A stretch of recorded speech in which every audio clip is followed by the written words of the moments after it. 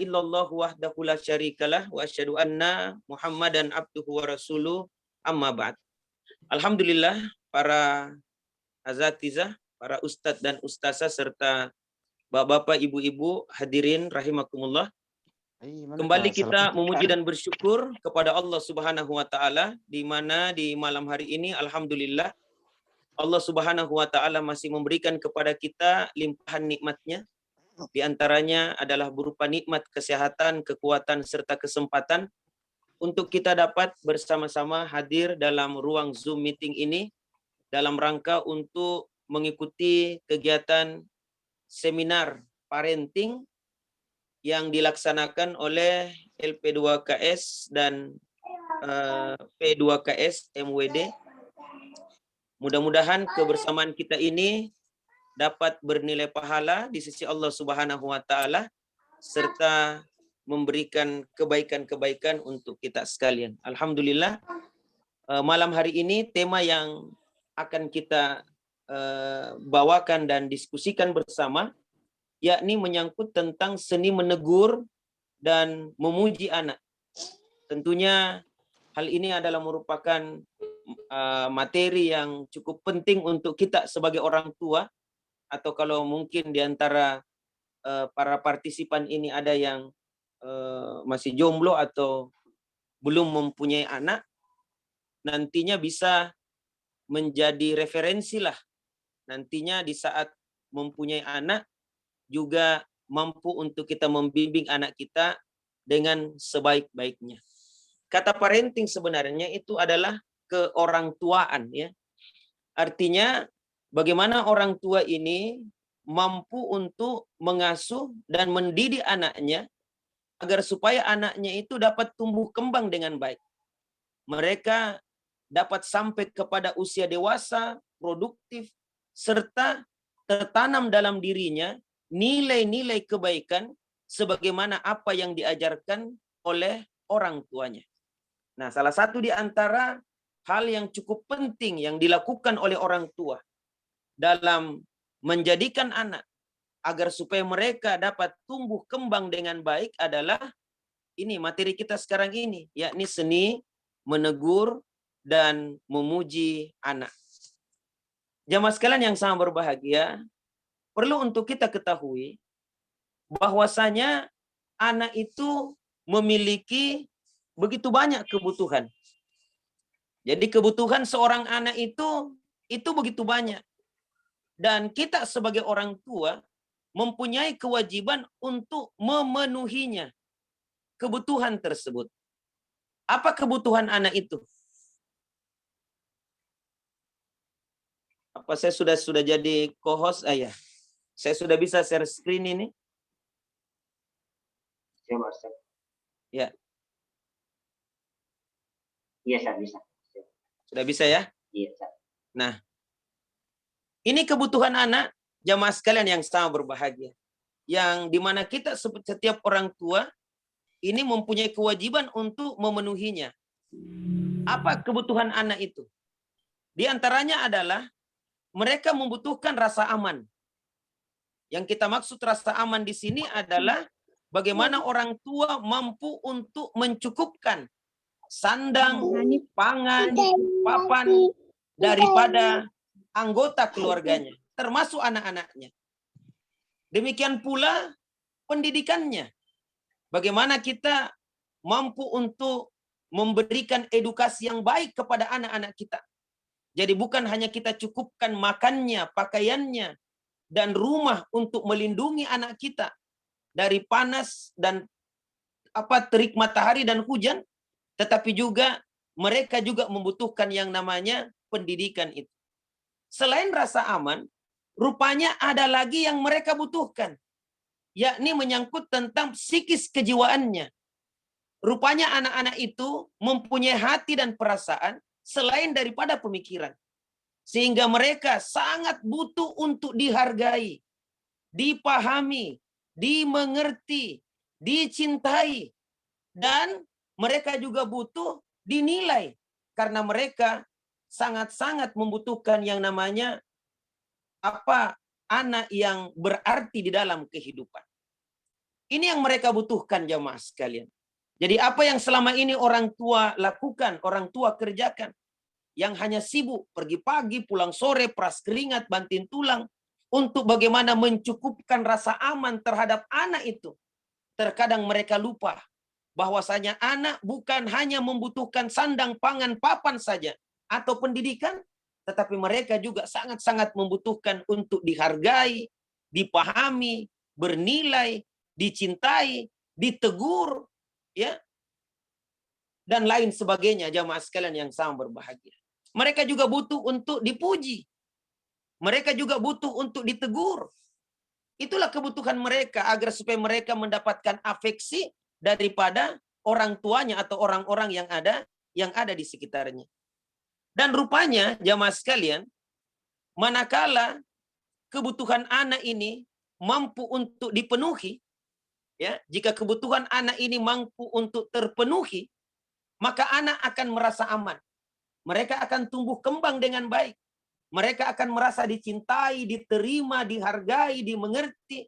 Dan anak insya Allah akan berperilaku baik.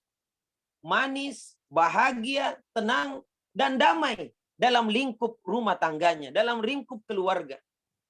Namun jika kebutuhan anak ini tidak terpenuhi, maka anak akan merasakan kegelisahan, tidak aman, merasa tidak dihargai. Anak boleh jadi sampai kepada menjadi manja, ya, bahkan lebih manja. Kenapa dia lakukan itu? Untuk mendapatkan perhatian daripada orang-orang yang ada di sekitarnya. Bahkan terkadang mereka merengek-rengek untuk minta ditemani, ya, minta ditemani. Kenapa itu mereka lakukan? Karena kebutuhan psikisnya ini tidak terpenuhi oleh orang tuanya. Mereka menjadi orang yang tidak mandiri, anak yang tidak mandiri, anak yang senantiasa ingin ditemani, ingin supaya dibantu, dan lain sebagainya. Dan tentunya yang akan merasakan kerepotan itu juga adalah orang tuanya. Bahkan terkadang anak akan berulah untuk mendapatkan perhatian daripada orang tuanya tersebut. Nah, materi yang kita angkat ini jamaah sekalian adalah merupakan bentuk afeksi juga. Bagaimana menegur, seni menegur dan memuji anak. Sehingga kebutuhan anak itu menyangkut tentang psikis kejiwaannya itu dapat terpenuhi. Jamaah sekalian yang sama berbahagia, rupanya anak yang kita miliki ini, anak yang merupakan nikmat dari Allah Subhanahu wa taala, itu unik, ya. Dia itu unik. Anak-anak kita masing-masing mereka itu memiliki kemampuan yang berbeda-beda dari anak-anak kita. Mereka itu beragam, unik sekali. Sehingga orang tua patut untuk bagaimana memahami karakteristik anak-anaknya itu. Yang unik ini, yang unik ini, ya. Manakala mereka mampu untuk mengetahui bagaimana karakteristik anak, bagaimana mereka bisa memahami tentang kondisi anak-anaknya, maka orang tua akan melakukan kebijakan-kebijakan di dalam memberikan pendidikan yang baik terhadap anak-anaknya. Itu yang pertama, unik dia. Yang kedua, mereka ini peniru ulung. Nah, ini perlu untuk kita berhati-hati juga. Anak-anak itu mudah sekali mencontoh, mudah sekali menduplikasi apa-apa yang ada di sekitarnya. Mereka mudah sekali belajar dari apa yang mereka dengar. Mereka mudah sekali meniru dari apa yang mereka lihat. Dan mereka mudah sekali memilah, menilai, dan memilih dari apa yang mereka rasakan tersebut. Sehingga kita sebagai orang tua, penting memang untuk mengetahui tentang anak ini. Dan bagaimana seni dalam membimbing anak-anak kita. Sebab jangan sampai keteledoran yang dilakukan oleh orang tua, ya, terhadap anak-anaknya di usia dini. Di saat anak-anak itu sudah besar, justru orang tua akan menyesal. Kenapa saya memperlakukan dia seperti ini? Kenapa saya memberikan contoh seperti itu di saat anak-anak kita sudah terlanjur besar atau sudah terlanjur remaja atau dewasa? Mereka adalah merupakan peniru-peniru yang ulung. Di dalam Al-Quran Allah Subhanahu wa taala berfirman, "Wallahu akhrajakum min butuni ummahatikum la ta'lamuna syai'a wa ja'ala lakumus sam'a wal absara wal af'idah la'allakum tashkurun." Dialah Allah Subhanahu wa taala yang telah mengeluarkan masing-masing kita daripada perut ibu kita dengan tidak mengerti apa-apa, tidak tahu apa-apa. Kemudian Allah memberikan pendengaran, penglihatan, dan hati. Mudah-mudahan kita termasuk orang-orang yang bersyukur. Ayat ini menerangkan kepada kita bahwa anak itu dilahirkan dalam keadaan suci bersih. Seperti kertas putih, kullu mauludin yuladu alal fitrah. Setiap anak dilahirkan dalam keadaan fitrah, dalam keadaan suci bersih, dalam keadaan Islam, dalam keadaan lurus, jamaah sekalian. Orang tuanya lah yang boleh jadi menjadikan anak itu menjadi Yahudi, Majusi, atau Nasrani. Anak dilahirkan dalam kondisi tidak tahu apa-apa. Ibaratnya seperti komputer, saya biasa kasih contoh. Yang kapasitasnya besar, ya, hard disknya kapasitasnya besar, namun belum ada isinya. Maka untuk mengisi kapasitas yang besar ini, Allah memberikan 3 nikmat. Pendengaran, penglihatan, dan hati. Maka disinilah dibutuhkan orang tua yang mampu untuk menjadi teladan yang baik di hadapan anak-anaknya. Baik dalam sisi tutur kata maupun dalam sisi perbuatan. Kenapa? Anak mudah sekali belajar dari apa yang mereka dengarkan. Anak mudah sekali meniru dari apa yang mereka lihat. Dan anak mudah sekali memilah dari apa yang mereka rasakan. Mereka peniru yang ulung. Kemudian yang ketiga adalah komunikator. Komunikator yang baik. Mereka itu mampu untuk belajar apa-apa yang diajarkan kepadanya. Mulai dari pemahaman untuk mampu berbicara pelan-pelan, ya, yang apa yang diajarkan atau apa yang diulang-ulangi kepada mereka. Mereka tidak ada istilah takut salah, tidak ada. Mereka coba dan coba, demikianlah anak-anak kita. Akhirnya mereka mampu untuk sampai kepada apa yang mereka butuhkan dalam kehidupannya. Kemudian apa lagi? Hati-hati yang keempat. Anak kita itu peneliti yang andal. Jadi mereka mungkin tidak bicara. Tapi hanya melihat saja. Tetapi mereka akan merekam semuanya itu. Merekam apa yang dia lihat, apa yang dia dengar, apa yang dia rasakan. Peneliti yang handal. Mengidentifikasi jamaah sekalian. Jangan sampai kita mengatakan, dia tidak tahu itu karena masih kecil, masih anak-anak. Jawabannya salah. Jawabannya adalah mereka peneliti yang andal. Mereka pada saat mereka beranjak besar, itu mereka bukan hanya sekedar mendengarkan kata-kata itu, tapi mereka akan meneliti kapan dipergunakan kata-kata tersebut. Kapan dipakai ungkapan-ungkapan yang dia sudah ada di benaknya itu. Peneliti yang andal. Apa yang kita sampaikan, coba anak-anak lihat dalam kehidupan sehari-hari. Kalau kita katakan kepada mereka, makan nak dengan tangan kanan, lantas dia akan melihat orang tuanya. Kalau dia makan pakai tangan kiri, langsung anak-anak hilang, ya, hilang kepercayaan kepada orang tua itu. Bahkan terkadang mereka langsung menegur, kenapa makan tangan kiri? Nah, kita ajar. Demikianlah seterusnya. Mereka peneliti yang andal. Dan yang terakhir adalah mereka pelaku utama. Jamaah sekalian yang sama berbahagia, rupanya sumber referensi anak itu ada 7 dalam salah satu buku, ya, disebutkan. Sumber referensi mereka itu ada 7 dalam tumbuh kembang mereka, ya, di usia mereka tersebut. Apa itu? Orang tua itu sumber referensi utama. Orang tua itulah yang mereka lihat setiap hari, dengarkan kata-katanya orang tua. Kemudian lingkungan keluarga, termasuk kakaknya, adiknya, tantenya, ya, omnya, kemanakannya yang ada di rumah itu. Itu juga menjadi sumber referensi utama mereka. Kemudian yang ketiga adalah masyarakat. Tidak selamanya anak-anak itu akan berada di rumah. Maka mereka akan keluar dari rumah. Dan mereka akan bersosialisasi dengan orang-orang yang ada di sekitarnya. Lingkungan. Itu juga menjadi sumber referensi bagi anak. Kemudian yang keempat, sekolah. Ya, di mana mereka menempuh pendidikan di tempat itu, berinteraksi dengan guru, bercengkrama dengan teman-temannya, dan lingkungan yang ada di sekolah itu juga sumber referensi. Kemudian yang berikutnya adalah teman. Ini di era modern sekarang ini ada tambahan lagi, yakni sosial media. Ya, sosial media. baik itu Facebook, Twitter, Instagram, WA, dan lain sebagainya. Nah, itu juga menjadi sumber referensi tumbuh kembang anak. Dan yang ketujuh adalah diri anak itu sendiri dalam mendapatkan pengalaman-pengalaman di dalam hidupnya.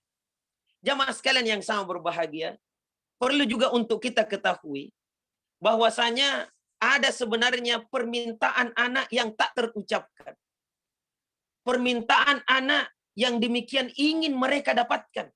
Dan setiap anak itu mempunyai perasaan semacam ini. Apa ungkapan-ungkapan itu jamaah sekalian? Yang terkadang mereka tidak mampu sebutkan. Karena kosakata mungkin belum ada di benak mereka. Tetapi perasaan untuk diperhatikan, dimengerti, dipahami, dicintai, itu tetap ada. Apa permintaan anak yang terkadang tak terucapkan oleh lisan mereka? Yang kita orang tua penting untuk bagaimana mengamatinya dan memberikan ya apa yang mereka butuhkan tersebut. Nah, di sini saya sudah merangkum ada 14 jamaah sekalian. Permintaan anak itu yang tak terucapkan. Dan ini nantinya kita jadikan dasar di dalam seni menegur dan memuji anak. Ya, ini 14 ini. Di antara permintaan anak yang kadang tak terucapkan. Yang pertama adalah mereka sangat menginginkan itu, cintailah aku sepenuh hatimu. Jadi mereka sangat ingin dicintai, disayangi jamaah sekalian. Itulah anak-anak kita. Yang kedua adalah, aku adalah ladang pahala bagimu. Maka didiklah aku dengan sebaik-baiknya. Karena apa yang saya lakukan, sepanjang kebaikan dapat pahala, dan engkau orang tuaku juga akan dapat pahala. Ya, sama dengan pahala yang saya dapatkan tanpa mengurangi pahala sama sekali. Rasulullah bersabda, "Iza matal insan ingkata amaluhu illa min salas." Jika meninggal manusia, maka akan terputuslah amalnya dengan dunia kecuali 3. Yang pertama sedekah jariah, yang kedua ilmu yang bermanfaat, yang ketiga adalah anak soleh yang senantiasa mendoakan kedua orang tuanya. Maka karena aku adalah merupakan ladang pahalamu bagimu, ladang pahala bagimu, baik sewaktu masih hidup maupun meninggal dunia, maka didiklah aku dengan sebaik-baiknya. Bimbinglah aku, tuntunlah aku, ajar aku menuju Tuhanku, gitu. Agar supaya saya beribadah kepada Allah Subhanahu wa taala dengan sebaik-baiknya. Tuntun aku untuk dapat membaca Al-Qur'an, berbakti kepada kedua orang tua, berakhlak yang mulia, dan lain sebagainya. Kenapa? Kebaikan yang anak-anak dapatkan, kemudian mereka mengamalkan kebaikan itu akan berdampak pula kepada orang tuanya. Aku adalah ladang pahala bagimu. Makanya kalau kita orang tua memahami dengan betul bahwa anak-anak ini adalah merupakan investasi tabungan akhirat kita, maka seluruh waktu, tenaga, biaya difokuskan bagaimana anak-anak ini menjadi generasi-generasi terbaik. Menjadi generasi Qur'ani jamaah sekalian yang sama berbahagia. Kemudian yang berikutnya, aku adalah fotokopimu. Jadi kebaikanku juga adalah merupakan kebaikanmu. Keburukanku juga adalah merupakan keburukanmu, wahai orang tuaku. Jadi aku adalah fotokopimu. Kemudian yang berikutnya, aku pelanjut nama baik daripada keluarga. Tidak lama Bapak Ibu sekalian, para ustadz dan ustazah kita hidup di dunia ini. Kita akan meninggalkan dunia ini. Dan yang akan melanjutkan keturunan kita adalah anak-anak kita. Aku pelanjut nama baik keluarga. Maka kalau kita bimbing bina anak kita dengan sebaik-baiknya, maka dia akan menjaga nama baik keluarga kita. Melanjutkan estafeta perjuangan keluarga. Mata rantai daripada kebaikan keluarga kita. Itulah anak-anak kita. Kemudian apa? Nah, ini yang penting yang berikutnya. Jangan marahi aku di hadapan orang banyak. Bapak Ibu hadirin yang sangat berbahagia, anak-anak juga punya rasa malu. Anak-anak juga punya rasa ingin untuk dihargai, dimengerti. Maka jangan sama sekali, manakala dia melakukan kesalahan atau kehilafan, kita menegurnya atau memarahinya di hadapan orang banyak. Nah ini ya, salah satu nanti yang kita akan masukkan di seni menegur anak. Jangan marahi anak di hadapan orang banyak. Ada rasa malunya kesian anak. Dia tahu itu salah. Dia tahu itu khilaf. Namun karena kita marahi di hadapan umum, terkadang bukan khilafnya yang dia akan akui bahwa itu adalah merupakan kehilafan, tetapi dipermalukan di hadapan umum itulah yang terkadang menyebabkan anak-anak kita tidak mampu untuk menerimanya. Yang berikutnya, jangan bandingkan aku dengan yang lain. Karena masing-masing anak kita mempunyai ciri khas tersendiri. Nikmat masing-masing yang berbeda untuk anak-anak kita. Kemampuannya berbeda, kecakapannya berbeda. Ada mungkin yang mampu dari sisi kognisinya, dari sisi seninya, ada yang mampu dari sisi hafalannya, ada yang mampu dari sisi olahraganya dan lain sebagainya. Masing-masing anak unik jamaah sekalian. Punya kemampuan yang berbeda-beda. Maka membanding-bandingkan satu anak dengan anak yang lain. Dalam hal kemampuannya, ini juga jamaah sekalian butuh untuk menjadi bahan pertimbangan kita. Aku bertumbuh, maka jangan selalu anggap aku seperti anak kecil. Terkadang ada orang tua, sudah remaja anaknya, masih diperlakukan seperti anak-anak. Padahal mereka sudah tumbuh besar, sudah punya referensi di kepalanya, sudah ada kemampuan untuk berdiskusi atau menyampaikan hasrat dan keinginannya. Selama ini dalam kontrol keluarga, maka pada saat dia beranjak remaja atau dewasa, mereka ada keinginan, ada kemauan dan seterusnya yang butuh untuk dia juga diskusikan, salurkan. Namun terkadang orang tua masih menganggap anaknya seperti anak-anak. Tetap ditekan, tetap pakai sistem otoriter. Pokoknya, kamu anakku tidak boleh membantah sama sekali. Inilah yang terkadang menjadi masalah. Anak sudah menganggap dirinya seperti orang dewasa, namun orang tua masih menganggap anaknya seperti anak kecil. Inilah keinginan anak, permintaan anak. Aku bertumbuh, maka jangan selalu anggap aku seperti anak kecil. Biarkanlah aku mencoba. Jangan ungkit kesalahan-kesalahanku. Itu anak punya perasaan. Terkadang kita orang tua, ya, karena kita mungkin hilaf atau karena kita tidak tahu, terkadang sudah besar itu anak masih kita ungkit kesalahannya waktu dia masih kecil. Ya, sudah SMA kelas 3, datang ke keluarga, ada acara pengantin apa semuanya, masih kita angkat-angkat juga. Itu besarnya kelas 3 SMA dulu itu tukang kencing itu, ya, tukang anu itu. Begitulah kita ulang-ulang, nauzubillah min zalik. Anak-anak juga merasakan, aduh, saya juga tidak mau seperti itu. Dan sekarang saya sudah berubah, tidak lagi melakukan kesalahan seperti itu. Mengulang-ulang sesuatu yang tidak disenangi oleh anak, ini yang menyebabkan tercoreng sedikit hati anak tersebut. Jangan memarahiku dengan ungkapan-ungkapan yang buruk. Nah, ini juga ya, dengan ungkapan-ungkapan yang tidak baik. Ya. Tolong jangan rusak mentalku dengan bentakanmu. Jangan ikutkan aku dengan masalahmu yang tidak ada kaitannya denganku.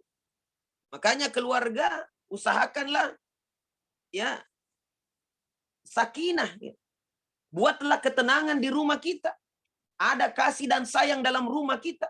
Kalau memang ada pertengkaran, dan yakinlah dalam rumah tangga pasti ada juga tidak enaknya. Ya, itulah rumah tangga. Romantika rumah tangga seperti itu. Mungkin ada pertengkaran kecil, tapi jangan tampakkan di hadapan anak. Ya, usahakan harmonis di hadapan anak. Jangan sampai justru kita bertengkar di hadapan anak, bahkan sampai kepada meminta dukungan anak. Bahkan ada ya orang tua itu menjelek-jelekkan suaminya. Ya. Seorang istri menjelek-jelekkan suaminya di hadapan anaknya. Dia katakan, memang tong itu bapakmu, nah, pacan ringan itu. Memang begitu, tukang main perempuan itu dulu itu. Diungkap semuanya di hadapan anaknya. Bahkan terkadang ada ibu mengatakan, makanya dukung mama nak. Ketik reks pasti mama, ya, kirim ke. Dia minta dukungan. Sehingga hilanglah kesian itu. Ya. Hilanglah harga diri daripada orang tua ini. Bapak ini. Yang bapak daripada anak ini. Hilang kepercayaannya. Hilang rasa hormatnya. Karena dijelek-jelekkan di hadapan anaknya sendiri. Wa na'udzubillahi min zalik. Dan ini juga kadang terjadi, seorang ayah begitu. Kepada anaknya menjelek-jelekkan istrinya di hadapan anak. Na'udzubillahi min zalik. Jangan ikutkan aku dengan masalahmu yang tidak ada kaitannya dengan. Jangan hanya mengatakan jangan, tapi jelaskan mengapa aku tidak boleh melakukannya. Berilah aku pendidikan agama yang baik, agar supaya lepas tanggung jawabmu kelak nanti di akhirat. Ya ayyuhalladzina amanu, ku anfusakum wa ahlikum nara. Wahai orang-orang yang beriman, jagalah diri kalian dan keluarga kalian dari azab api neraka. Jemaah sekalian yang sama berbahagia. Nah, sekarang kita berpindah. Bagaimana seni menegur dan memuji anak. Ya, di sini kita akan sebutkan adab menegur kesalahan anak. Ya, ingat jamaah sekalian, tidak selamanya anak itu selalu salah. Dan tidak selamanya orang tua itu selalu benar. Atau bisa kita balik, tidak selamanya anak itu selalu benar. Ya. Dan tidak selamanya juga selalu salah anak itu. Kadang dia melakukan kebenaran, kadang dia melakukan kehilafan, kesalahan. Demikian pula kita orang tua. Tidak selamanya orang tua itu benar. Terkadang juga kita melakukan kesalahan-kesalahan di hadapan anak-anak kita. Maka bagaimanakah seni menegur anak? Jikalau mereka melakukan kesalahan. Dan kesalahan itu wajar bagi anak-anak. Karena mereka proses dari tidak tahu menjadi tahu. Mereka mencoba-coba. Mereka baru tahu tentang dunia ini. Dia tidak tahu bagaimana aturan mainnya. Bagaimana menghadapi ini, menghadapi itu. Makanya mereka butuh contoh, teladan, dan pengajaran yang baik oleh orang-orang yang ada di sekitarnya. Dan di saat mereka mempraktekkan apa yang mereka dapatkan, terlalu banyak mereka menemui hal-hal yang ganjal, hal-hal yang baru, hal-hal yang keliru. Dia melakukan hal-hal kesalahan, kekhilafan, dan seterusnya. Maka jamaah sekalian yang sama berbahagia, kita sebagai orang tua harusnya ya menegur mereka dengan cara yang bijaksana, dengan cara yang baik. Ya, sama dengan kalau kita menanam tanaman di depan rumah kita. Terkadang kalau kita tidak memangkasnya, maka dia akan tumbuh dengan acak-acakan saja.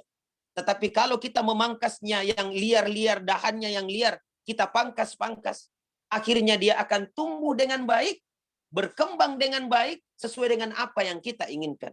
Maka di sinilah dibutuhkan kemampuan orang tua untuk mampu memanage dengan baik kondisi yang dihadapi oleh anak-anak tersebut. Jikalau mereka melakukan kesalahan, kekhilafan, apa yang pantas untuk kita lakukan? Jamaah sekalian yang sama berbahagia, dalam menegur kesalahan anak, hati-hati, ada adabnya. Ada yang mengatakan, barang siapa menegur saudaranya di saat mereka hanya berdua, maka itulah nasihat. Dan barang siapa yang menegur saudaranya di depan orang banyak, maka ia telah menjelek-jelekkan saudaranya. Ini dengan orang lain.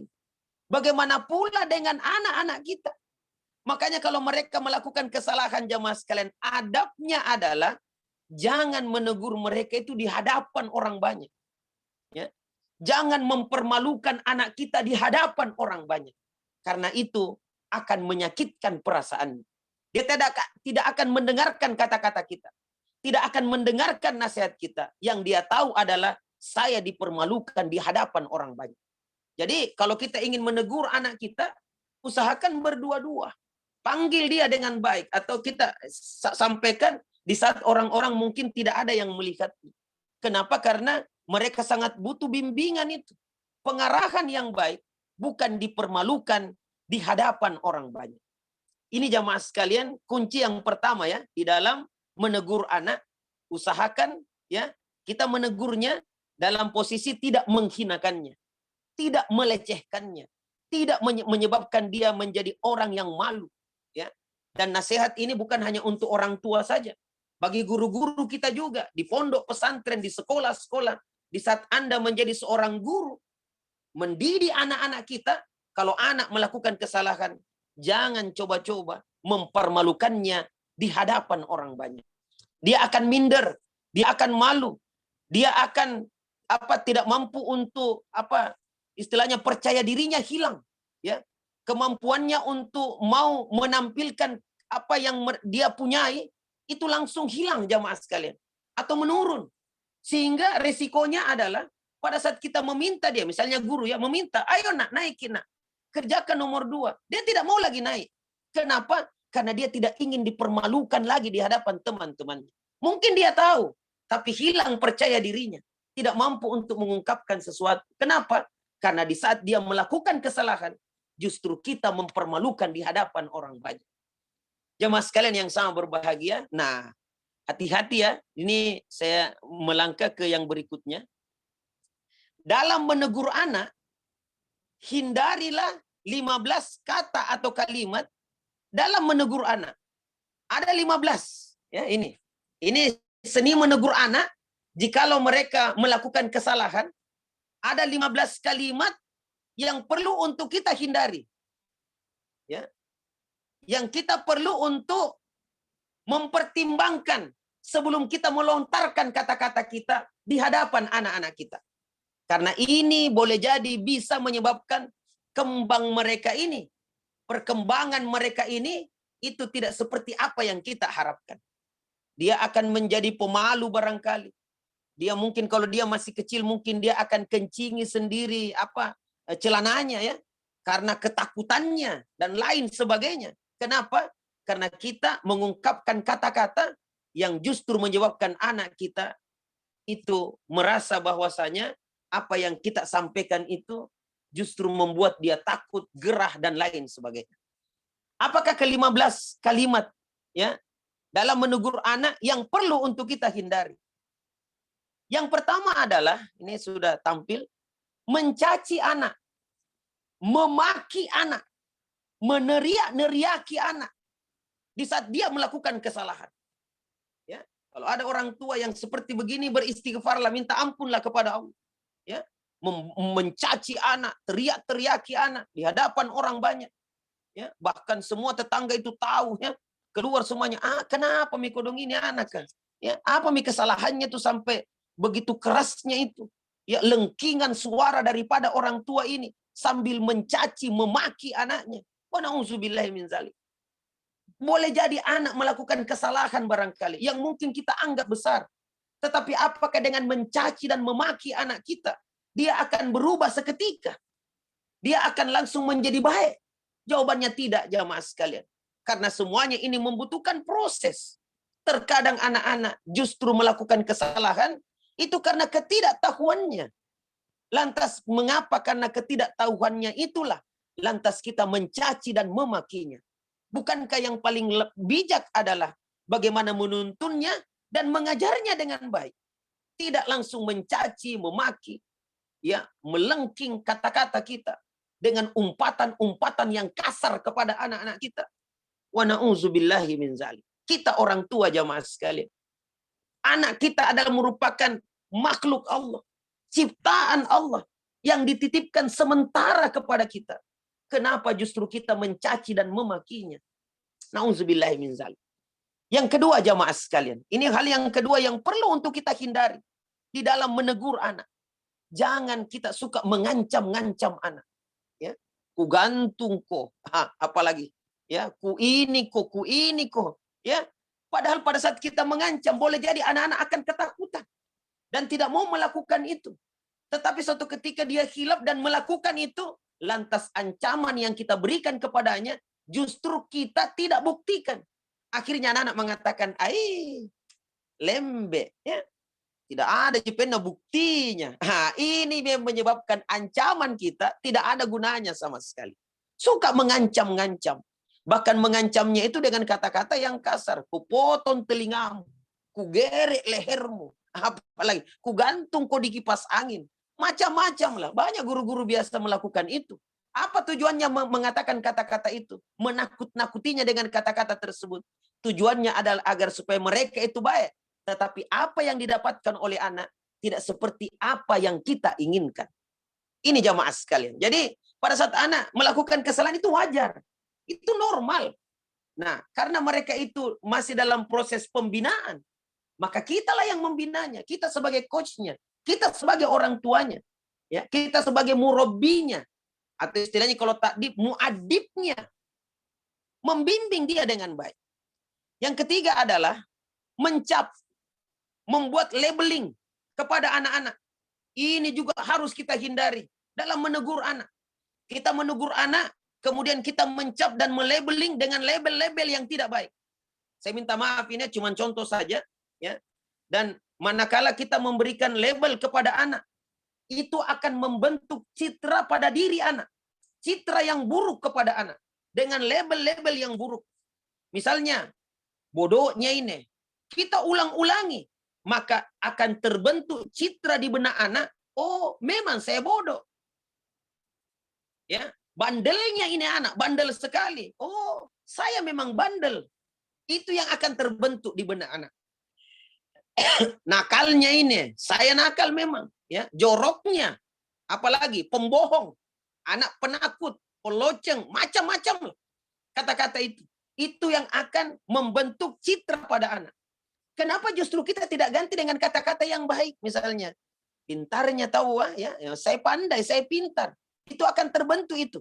Ya, terbentuk citra pada diri anak. Ya, anak soleh, ya, anak rajin, anak bertanggung jawab dengan kata-kata yang baik. Kalau mereka melakukan kesalahan biasalah itu, tetapi mencapnya dengan kata-kata bodoh, sementara anak ini masih bertumbuh dan berkembang dari yang tidak tahu menjadi tahu, dan begitulah seterusnya. Bagaimana kisah daripada Nabiullah Musa alaihissalam bersama dengan Nabi Khidir? Itu kan bagaimana Khidir menuntun Nabi Musa dalam proses pembelajarannya, ingin menuntut ilmu kepada Nabi Khidir, maka diberikan persyaratan kalau dia melakukan kesalahan justru tidak dikatakan kamu bodoh, kamu bandel, kamu ini, kamu itu, tidak, tetapi disampaikan apa kesepakatan di awal dan masih diizinkan untuk ikut. Pertanda apa? Proses pembinaan itu tetap berjalan. Pada saat dilakukan kesalahan yang kedua, ya, kesalahan yang kedua masih juga diizinkan untuk berjalan bersama-sama. Kemudian dia melakukan lagi kesalahan berikutnya, masih apa? Barulah di situ mengatakan stop, kemudian diterangkan apa yang telah dilakukan sebelumnya. Jadi jangan suka mencap atau melabeling anak-anak kita dalam menegur mereka dengan kata-kata yang tidak pantas, sebab yang namanya kebodohan itu sifatnya dinamis, tidak apa? Sifatnya dinamis, tidak statis. Tidak hari ini kita bilang bodoh terus itu anak sepanjang hidupnya, tidak. Dia akan dinamis. Dia akan berproses, ya. Untuk dari yang tidak tahu itu menjadi tahu. Kemudian apalagi jamaah sekalian, menyalah-nyalahkan. Nah ini ya, menyalah-nyalahkan. Ini juga satu hal yang perlu untuk kita hindarkan. Apalagi membanding-bandingkan. Itu tahu berapa jusmi kau ya. Gitu modelnya. Ya. Kenapa tidak yang 2 halaman yang berhasil dia hafal, itu yang kita puji dulu. Mantap nak. Ya, 2 halaman itu biar temamu 1 juz nak, yang penting kau mutkin. Ya, mutkin 2 halaman. Itu jauh lebih bagus nak.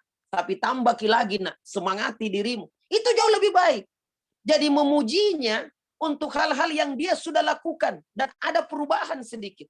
Jangan, karena setiap anak itu pasti berbeda-beda. Itu cuma satu contoh ya. Banyak contoh-contoh yang lain jamaah sekalian. Yang jangan kita banding-bandingkan anak-anak kita. Ada anak kita besar badannya tapi ranking 30 dari 31 siswa. Ada anak kita kecil badannya ranking 1. Sehingga pada saat pulang ke rumah baru ambil rapor, kita bilang apa kau pala busuk kanre. Ya, bikin habis makanan saja, besar saja badannya, itu rankingmu lihat ya, itu tahu ranking 1, kecil-kecil. Ini akan menyakitkan hati anak jamaah sekalian. Dia sudah berusaha kesian dan itulah hasil yang dia dapatkan. Kenapa kita tidak memuji hasil yang ada? Bagus nak, enggak apa-apa nak. Yang namanya ranking itu nak biasa aja. Ranking itu akan berubah-ubah sesuai dengan kemampuanmu. Mungkin sekarang ini teguran untukmu nak, supaya kau belajar dengan baik, insya Allah semester depan kamu akan naik barangkali menjadi ranking 29, itu enggak apa-apa nak. Yang penting semangat kita belajar. Umi enggak marah nak, Abi juga tidak marah. Yang penting ada semangatmu nak untuk terus belajar dan seterusnya. Ini jamaah sekalian, meremehkan anak. Kemudian apalagi menyindir, mengkritik, membohongi. Nah, ini banyak apa orang tua ini dalam menegur anak, membohongi anak. Ya, awas kau menangis kok. Ada toke, padahal tidak ada toke. Ya, awas kau menangis kok, ada Pak Janggo di luar. Ya, ada polisi, tentara, padahal tidak ada yang seperti itu. Ini namanya membohongi anak-anak. Kemudian apalagi mendikte, ya, membahas ulang kesalahan anak dan diulang-ulang terus, mengungkit kesalahan lain anak, ya. Beda kesalahannya, beda yang diungkit.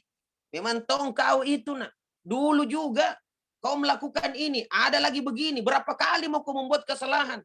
Baru padahal kesalahannya A, yang diungkit B, C, D, E, dan seterusnya. Ini juga yang menyebabkan anak-anak menganggap bahwasanya apa yang saya lakukan ini, keberadaan saya tidak berarti sama sekali. Apalagi, ini yang 13. Ini yang lucu ya. Menisbahkan pada pasangan. Ya. Menisbahkan pada pasangan. Anak-anak mungkin rankingnya rendah, dia bilang, sama juga seperti mamamu itu, nak. Memang begitu modelnya. Ini kayak seperti begitu. Cereweknya ini sama seperti bapaknya, seterusnya. Menisbahkan kepada pasangan. Kesalahan yang dilakukan oleh anak justru pasanganlah yang disebut-sebut juga namanya. Cerita keburukan anak di hadapan orang lain. Nah, ini juga yang tidak pantas. Apalagi ungkapan penyesalan. Ungkapan penyesalan. Menyesalkan. Kenapa sampai kau dilahirkan, nak? Waduh, capeknya Abi ini nak begini, menyesal. Ini tidak boleh kita ungkapkan di hadapan anak-anak kita.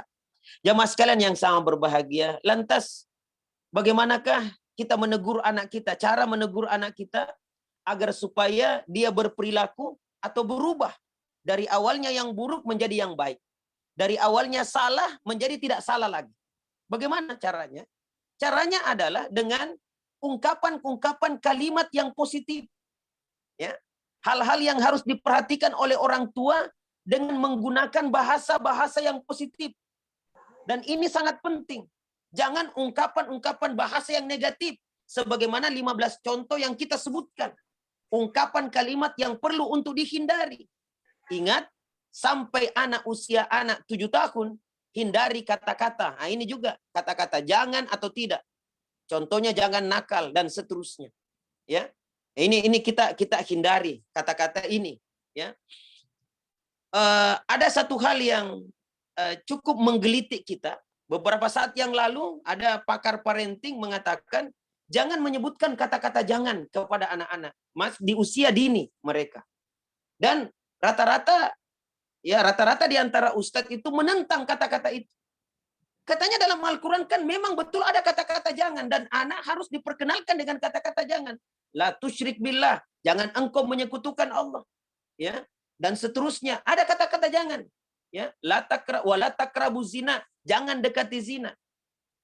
Tapi rupanya jamaah sekalian, ikhwan dan akhwat fiddin rahimakumullah, dalam sirah perjalanan hidup Rasulullah, dalam membimbing umatnya ini, termasuk kita sampai hari ini, rupanya ada cara beliau dalam membimbing anak-anak itu tidak mempergunakan kata-kata jangan. Kenapa? Karena kata-kata ini memang akan menghambat perkembangan anak. Coba salah satu contoh adalah pada saat Rasulullah itu duduk makan bersama dengan ada anak kecil di sampingnya. Ada anak kecil, kemudian dia tangannya garambang kemana-mana, kemudian Rasulullah mengajarkan, ya gulam, wahai anak, kalau mau makan nak, baca basmalah dulu. Kul biyaminik, makan dengan tangan kanan dan ambil yang dekat denganmu. Rasulullah, andaikan kita pada saat itu ada anak kita di samping kita, lantas sembaran tangannya gerayangan kemana-mana, ya, mungkin kita mengatakan, jangkit nak, itu ada orang besar, hormati nak, jangkit kita duluan nak. Langsung kita katakan seperti begitu. Tapi apa yang beliau lakukan? Kepada anak kecil ini yang butuh untuk diberikan bimbingan. Bukan dengan kata-kata jangan, tetapi beliau menyebutkan, baca basmalah dulu nak. Ingat Allah, makan dengan tangan kanan nak. Kemudian jangan ambillah yang ada di dekat kita. Yang jauh-jauh tidak usah diambil. Yang dekat-dekat saja yang kita ambil. Luar biasa jamaah sekalian. Kenapa? Anak ini butuh bimbingan. Beda kalau dia sudah besar, sudah bisa diajak untuk untuk berdiskusi dan lain sebagainya. Kata-kata jangan inilah yang penting untuk kita terangkan kepadanya. Kenapa sampai tidak boleh kita lakukan. Tapi kalau anak-anak kecil, maka yang dia butuhkan adalah bagaimana kita bisa memberikan contoh yang baik kepadanya, Bagaimana dia mengulang-ulangi kebaikan-kebaikan itu sampai dengan nantinya dia terbiasa dengan kebaikan tersebut. Ini jamaah sekalian yang sangat berbahagia, yang penting untuk kita ketahui, ya. Bahkan ada pakar menyebutkan kalau kita mengatakan jangan nakal, terkadang anak-anak kecil yang dia ingat itu kata-kata terakhirnya nakal, ya. Jangan bodoh, yang dia ingat kata-kata terakhirnya bodoh. Nah, begitu seterusnya. Hati-hati dengan kata-kata ini. Ya. Kemudian tiupkan 4 kata-kata ajaib dalam menegur anak. Jadi kalau ada anak melakukan kesalahan, kita pakai kata-kata, bisa minta tolong nak, ambil ki sampah tadi kita buang, ya, buang ki nak di tempat sampah. Dahulukan dengan kata-kata minta tolong. Karena setiap kata kalau kita ucapkan dengan kata-kata minta tolong, tidak ada orang jamaah sekalian yang akan menolak permintaan kita. Ya, sepanjang dia mampu untuk menolong kita, dia akan tolong. Daripada dengan ungkapan-ungkapan yang kasar, kenapa kau buang sampah sembarangan? Ambil itu. Langsung dia balik. Nah bukan wali kelasku. Kenapa dia tegur kak? Nah bukan guruku. Nah tidak pernah kak ajar. Biasanya anak-anak membanding-bandingkan seperti begitu. Jamaah sekalian yang sangat berbahagia. Dan kalau dia sudah berubah dengan teguran tersebut, dia berubah, maka langsung kita katakan, terima kasih banyak nak, bagus, itu namanya anak soleh. Maka anak akan semakin semangat. Dia tahu mana yang tidak boleh dan mana yang boleh. Ya, dan seterusnya, tanpa dengan hardikan, cacian, makian kepadanya. Atau dengan labeling ungkapan-ungkapan yang tidak pantas untuk anak-anak itu. Jadi ini Bapak Ibu hadirin yang sangat berbahagia, kalau kita punya anak, melakukan kehilafan, bilang saja minta tolong. Bisa minta tolong. Bersihkan kianuta, minta tolong nak. Ya, tolong dulu mama nak, kasih anu ini nak. Begitu, daripada kita sakit hati, anak-anak juga tidak mau melakukan itu, lebih bagus dengan kata-kata minta tolong, karena ini akan tergerak mereka untuk melakukan apa yang kita minta tolongi. Kalau dia sudah berubah, ucapkan kata-kata terima kasih. Dan kalau kita orang tua melakukan kesalahan atau kehilafan, jangan sungkan-sungkan mengatakan minta maaf terhadap anak tersebut. Ya, minta maaf. Saya minta maaf nak, mungkin saya keliru tadi, astagfirullah. Langsung saya keras suaraku nak dengan kita, mungkin sakit perasaan tak. Saya minta maaf nak. Saya lakukan itu nak, sampaikan kepadanya. Maka anak-anak juga akan paham dengan apa yang kita lakukan itu, dan insya Allah anak-anak akan menerima itu dengan baik. Ini jamaah sekalian yang sangat berbahagia. Ini ada, hindari ungkapan-ungkapan yang tidak berkarakter, ya. Tidak tahu deh kamu itu mesti diapakan. Pakai otak jika kalau bertindak. Kamu tuh nggak tambah dewasa. Berapa kali aku kasih tahu kau jangan begitu terus, bodoh mentongin ya. Bukankah kata-kata ini biasa ada orang tua menyampaikan itu kepada anak-anaknya? Ini adalah merupakan ungkapan-ungkapan yang tidak berkarakter. Jadi menegur anak dengan cara yang bijak, dengan cara yang baik, tidak menyakiti hati anak dan juga tidak menyebabkan kita sakit hati jamaah sekalian. Nah, itu seni menegur anak. Nah, sekarang memuji, memuji anak. Ya. Dalam hal memuji, ya, ada dalam salah satu riwayat disebutkan, jangan berlebihan dalam pujian. Ya. Kami diperintahkan oleh Rasulullah SAW untuk menyiramkan pasir ke wajah orang yang memuji. Ya. Jadi kalau memuji itu jangan juga tak lewat-lewat, berlebih-lebihkan dalam pujian-pujian. Ya. Karena kalau berlebih-lebihkan dalam pujian, itu bisa masuk kepada penjilat. Ya. Masuk kepada kategori menjilat kah? Atau ada udang di balik batu kah? Di balik pujian-pujian itu. Berlebih-lebihan. Tidak seperti konteksnya, tidak seperti kondisi yang ada, yang real, yang ada, yang dia lakukan. Maka kalau ada yang memuji kita berlebih-lebihan, maka itu tadi untuk menyiramkan pasir ke wajah orang-orang yang memuji. Jamaah sekalian, sifat manusia itu senang dipuji. Ya. Dan kalau berlebih-lebihan pujiannya bisa-bisa dia kepujian jamaah sekalian. Anak-anak kita juga senang dipuji. Maka pujilah sesuai dengan representasi daripada pujian kita kepada anak-anak itu. Yang kita puji adalah bagaimana yang dia lakukan itu.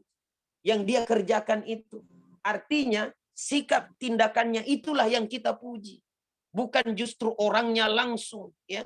Tetapi bagaimana sikap penampilan, kejujurannya yang kita puji. Ya. Keberaniannya yang kita puji.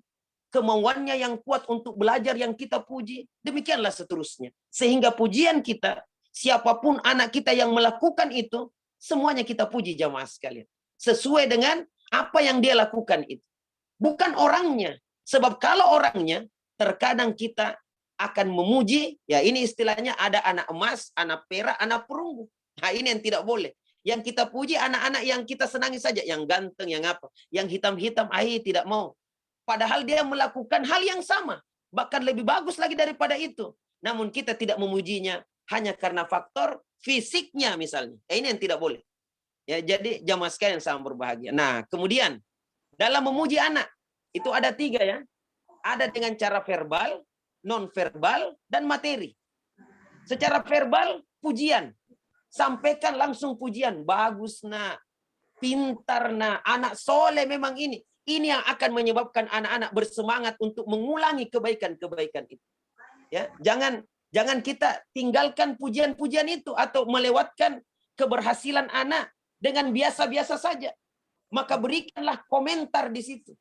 Saya biasa ajar guru-guru saya, kalau misalnya kita periksa nilai anak-anak dari tugas anak-anak atau ulangan anak-anak, silakan periksa, tetapi kasih nilai dan berikan komentar di situ. Berikan komentar. Ya, apa komentarnya? Ayo, tetap semangat nak. Ya, kalau misalnya nilainya bagus nilainya, tetap semangat belajar. Atau kalau kurang nilainya, ayo nak, kamu bisa, ya. Kamu bisa sepanjang kamu tetap belajar. Demikianlah seterusnya. Kenapa? Kalau hanya sekedar nilai saja tanpa ada komentarnya, terkadang anak-anak anggap biasa-biasa saja. Tetapi kalau ada komentarnya sedikit, wah itu yang akan menyebabkan luar biasa itu perasaan anak-anak. Apalagi dorongan, ya, motivasi kepadanya, komentar-komentar positif, ungkapan-ungkapan kekaguman, ya, akan keberhasilannya. Ini secara verbal. Ada yang non verbal, ya, dan ini juga sangat mempengaruhi anak. Misalnya tepukan bahu, bagus nah, begitu, usapan kepala, senyuman, ya, tatapan mata yang serius kepadanya. Kedipan mata, ekspresi wajah, bahkan sampai kepada acungan jempol, bagus nak, wih luar biasa. Ini adalah merupakan kegembiraan untuk anak-anak. Ya, tetapi sekali lagi yang dipuji adalah tingkah lakunya, perbuatannya itu anak yang baik itu. Kalau dia melakukan kesalahan maka tegurlah dia. Ya, tetapi kalau dia melakukan kebaikan maka berikanlah reward kepadanya. Reward ini dalam bentuk verbal, dalam bentuk non-verbal. Kemudian ada juga dalam bentuk materi. Tidak apa-apa kita kasih hadiah. Kata Rasulullah, tahadu, tahabu. Saling memberikan hadiahlah, maka niscaya kalian akan saling mencintai. Cuman hadiahnya, kalau bisa jangan dijanji anak-anak. Tetapi pada saat dia melakukan ada prestasi yang berhasil dia lakukan, kita siapkan hadiah untuknya, maka ini adalah merupakan sebuah penghargaan yang tinggi untuk mereka. Hadiah, fasilitasi anak misalnya dengan berbagai macam perangkat-perangkat yang ada agar supaya dia bisa belajar dengan baik. Itu juga cara jamaah sekalian. Bagus nak, rajin sekali kau belajar. Cuma HP-nya ini agak rusak-rusak. Enggak apa-apa, nanti saya belikan yang baru nak supaya kau pakai itu supaya kau lebih lagi semangat lagi dalam belajar. Itu berikan fasilitas. Bintang prestasi misalnya berikan hadiah. Atau misalnya kita berikan oleh-oleh misalnya, luar biasa semuanya ini jamaah sekalian. Apalagi ini dalam memuji anak, jangan sungkan-sungkan tangkap basah kebaikannya. Kalau ada kebaikan anak, tangkap basah. Dan langsung kita memberikan komentar di situ. Bahkan kalau perlu, kita tangkap basah kebaikan anak itu, tapi di waktu yang lain kita sampaikan, wih, ada di antara anak-anak di kelas ini, luar biasa. Tadi pagi saya lihat, dia ambil sampah tuh, baru dia masukkan ke tong sampah. Itu contoh teladan yang baik. Siapakah anak itu? Kita sebut namanya. Maka itu akan menyebabkan dia juga bersemangat. Bahkan kita memberikan contoh. Makanya yang lain harus juga begitu. Biar ustaz tidak ada, ustazah tidak ada yang lihat. Tetapi itu perbuatan kebaikan, lakukan saja nak. Karena sedikit pun kebaikan yang kamu lakukan, walaupun tidak ada orang yang melihat, Allah senantiasa melihat apa yang kita lakukan, apa yang kita kerjakan. Jadi tangkap basah kebaikan-kebaikannya. Dan selalulah memuji dengan memberikan jempol kepadanya. Terakhir jamaah sekalian, jujur dalam memuji. ya, jujur di dalam memuji. Inilah yang mungkin saya dapat sampaikan dalam kegiatan seminar parenting pada malam hari ini.